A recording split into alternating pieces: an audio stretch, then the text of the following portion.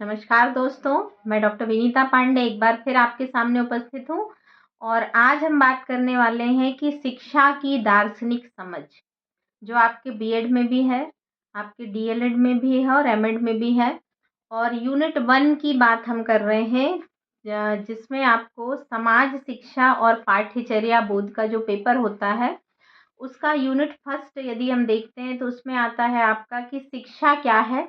तो शिक्षा में आपका शाब्दिक अर्थ, संकुचित अर्थ, व्यापक अर्थ और वास्तविक अर्थ, क्योंकि नॉर्मली आपके एग्जामिनेशन में पूछा जाता है, इसलिए तो सबसे पहले हम बात करेंगे कि शिक्षा का जो शाब्दिक अर्थ होता है वो क्या होता है। अब आप सभी को पता है कि शिक्षा जो है वो अंग्रेजी के एजुकेशन वर्ड से निकला हुआ है।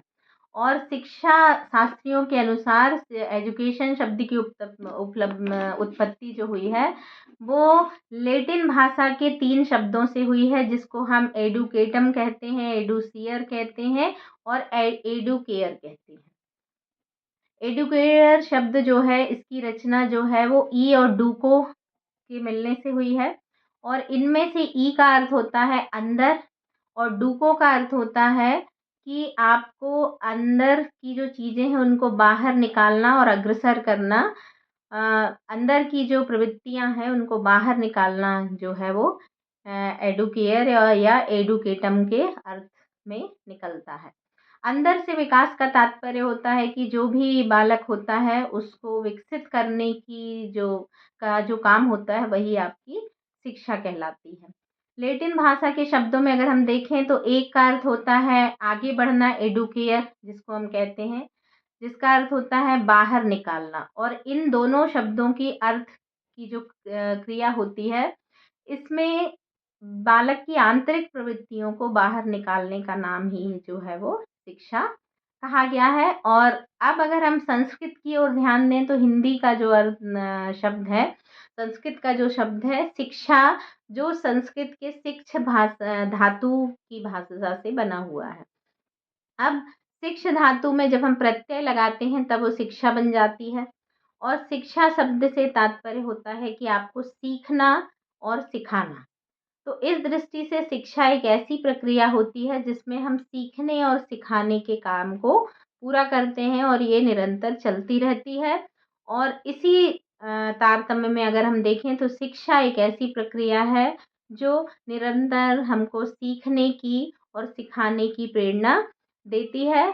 और हम किसी विशेष स्तर तक इसमें सीमित नहीं रह पाते, क्योंकि ये एक ऐसी प्रक्रिया है जो हमेशा चलती जाती है। अब हम बात करते हैं कि शिक्षा का संकुचित अर्थ क्या होता है। तो शिक्षा का संकुचित अर्थ होता है कि आपने देखा होगा कि हम विद्यालय में जब एक नियंत्रित वातावरण देते हैं, जैसे स्कूल्स में आप देखते हैं कि हम 4 घंटे का या 5 घंटे का स्कूल होता है आपका, वहाँ पर आपकी क्लासेस लगाई जाती हैं, आपका एक टाइम टेबल होता है, प्रेयर होती है, वहाँ जो भी चीज़ें होती हैं वो आपको एक नियंत्रण में रख कर के करनी होती है। वहाँ के प्रिंसिपल्स होते हैं, टीचर्स होते हैं।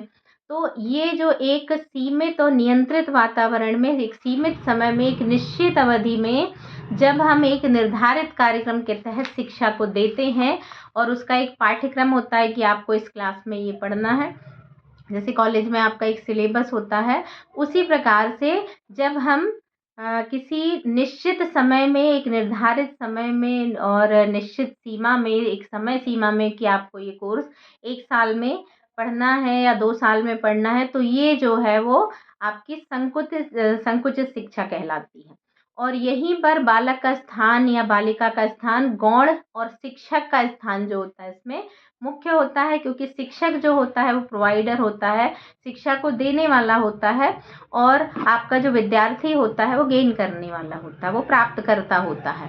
तो व्यक्ति का जो विद्यालयी जीवन होता है वही शिक्षा का काल होता है। और शिक्षा के संकुचित अर्थ को अगर हम समझें तो एक शिक्षाविद हैं थॉमसन, जीएस थॉमसन, उन्होंने ये लिखा है कि शिक्षा एक प्रकार का ऐसा वातावरण है जिसका प्रभाव व्यक्ति के व्यवहार की आदतों, चिंतन और दृष्टिकोण पर स्थायी रूप से पड़ता है।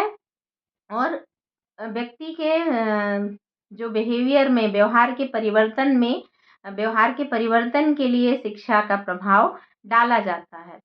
तो और संकुचित अर्थ में जब हम शिक्षा के रूप की आलोचना करते हैं, तब हम ये देखते हैं कि पुस्तकीय शिक्षा के कारण बालक जो है वो व्यवहारिक वातावरण से वंचित रह जाते हैं। इसलिए कई बार हम क्या करते हैं, आपको प्रोजेक्ट के हिसाब से, व्यवहारिक ज्ञान के हिसाब से और एक नियंत्रित वातावरण में आपको प्रैक्टिकल भी कराए जाते हैं और आपको थ्योरेटिकल भी पढ़ाया जाता है।